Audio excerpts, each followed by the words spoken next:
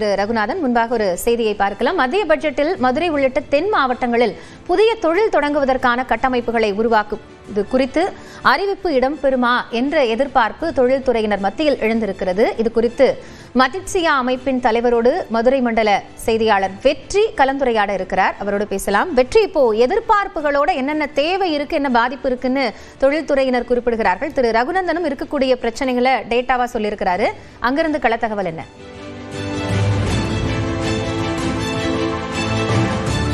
காயத்ரி, மதுரை உள்ளிட்ட தென் மாவட்டங்களுக்கு நெடுங்காலமாக நகர் உட்கட்டமைப்பு வசதி சார்ந்து, தொழில் வளர்ச்சி சார்ந்து, அதுக்கான கட்டமைப்பு சார்ந்து ஒரு நீடித்த எதிர்பார்ப்புகள் இருக்கு. எய்ம்ஸ், மெட்ரோ இப்படின்னு அதுக்கு அப்பாற்பட்ட தொழில் சார்ந்து அதோடு ஈடு செய்யக்கூடிய பல்வேறு விதமான எதிர்பார்ப்புகள் இருக்கு. அதுக்காக பேசுறதுக்காக நம்ம மடிட்சாவினுடைய தலைவர் திரு செந்திக்குமார் இருக்கிறார்.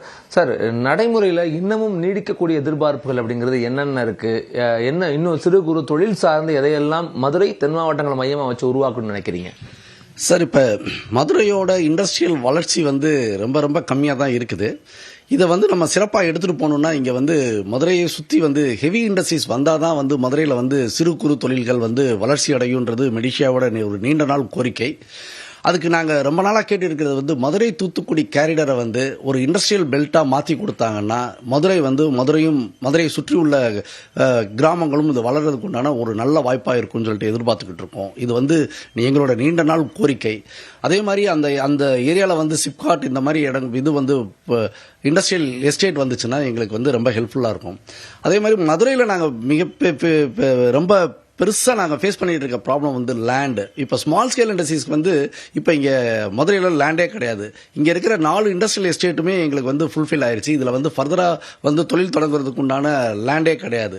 அதனால இப்போ இப்படி இருக்கிற ஒரு கண்டிஷன்ஸில் பிரைவேட் இண்டஸ்ட்ரியல் எஸ்டேட் வந்தால் தான் இந்த மாதிரி ஸ்மால் ஸ்கேல் இண்டஸ்ட்ரீஸோட லேண்ட் ரிக்யர்மெண்ட்ஸை ஃபுல்ஃபில் பண்ண முடியும். அதில் ஒரு பெரிய சிரமம் என்னன்னா, அந்த லேண்ட் இன்ஃப்ராஸ்ட்ரக்சர்ஸ் டெவலப் பண்ணுறதுக்கு அது 50% சென்ட்ரல் ஸ்டேட் கவர்மெண்ட் இப்போ எங்களுக்கு சப்சிடி கொடுக்குறாங்க. சென்ட்ரல் கவர்மெண்ட்லேருந்து எங்களுக்கு அந்த மாதிரி ஒரு சப்போர்ட் எதுவுமே இல்லை. சென்ட்ரல் கவர்மெண்ட்லேருந்து ஐஐடி ஸ்கீம் சொல்லிட்டு ஒரு ஸ்கீம் இருக்குது. அது 10% சப்போர்ட் கொடுக்குறாங்க. அது எக்ஸிஸ்டிங் இண்டஸ்ட்ரீஸ் தான் கொடுக்குறாங்க. இப்போ நாங்கள் சென்ட்ரல் கவர்மெண்ட்டில் என்ன கேட்குறோன்னா, 90% இந்த மாதிரி புதிதாக தொழில் தொடங்குற அந்த பிரைவேட் இண்டஸ்ட்ரியல் எஸ்டேட்டுக்கு கொடுத்தீங்கன்னா பிரைவேட் இண்டஸ்ட்ரியல் எஸ்டேட் நிறையா வரும். அதில் இண்டஸ்ட்ரீஸ் ஸ்மால் ஸ்கேல் இண்டஸ்ட்ரீஸ் வர்றதுக்கு நிறையா வாய்ப்புகள் இருக்குது. ஏன்னா எங்களுக்கு ஒரு 15 சென்ட் 20 சென்ட் இந்த மாதிரி சின்ன சின்ன லேண்ட் இருந்தாலே எங்களுக்கு போதும், சின்ன பாக்கெட்ல இருந்தாலே போதும். அப்படின்றப்ப ஒரு 25 ஏக்கர் 50 ஏக்கர்ல ஒரு பிரைவேட் இண்டஸ்ட்ரியல் எஸ்டேட் பண்றப்ப இதுல இன்ஃப்ராஸ்ட்ரக்சர்ஸ் நாங்க பெருந்தொகைகளை செலவிடுறப்ப எங்களுக்கு அந்த மூலதன செலவுகள் கூடுறதுனால எங்களால தொழில் தொடங்குறதுல ரொம்ப சிரமங்கள் இருக்குது. ஏன்னா இப்ப இருக்கிற இண்டஸ்ட்ரீஸ் எல்லாமே சிட்டிக்குள்ள இருக்குது. சிட்டிக்குள்ள நிறைய ப்ராப்ளம்ஸ், பக்கத்தில் இருக்க ரெசிடென்சியல் ஏரியால எல்லாம் பொல்யூஷன் ப்ராப்ளம் அப்படின்னு சொல்லிட்டு வர்றப்ப அவங்க ஃபேக்டரியை ஷிஃப்ட் பண்ண வேண்டிய ஒரு கட்டாயத்தில் இருக்காங்க. இது ஒரு மிகப்பெரிய த்ரெட்டா நாங்க ஃபேஸ் பண்ணிட்டு இருக்கோம்.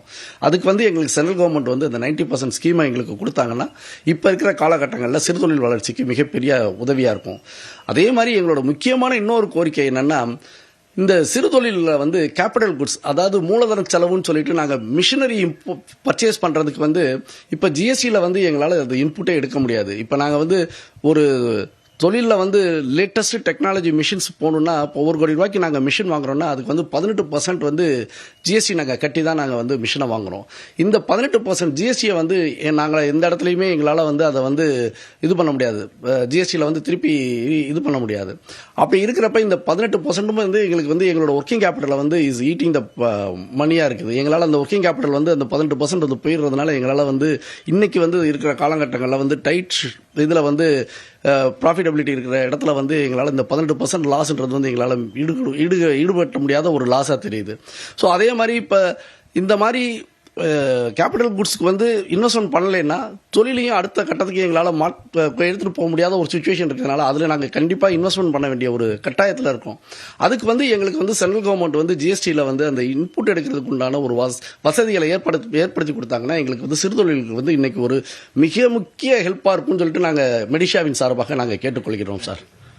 அதாவது ரொம்ப முக்கியமான ஒரு எதிர்பார்ப்பை முன்வைக்கிறாங்க. அதாவது மதுரையினுடைய தென் மாவட்டம் சார்ந்து தொழில் சிறு குறு நிறுவனங்கள் தொழில் செய்வதற்கான நிலம் கிடையாது அப்படிங்கிறாங்க.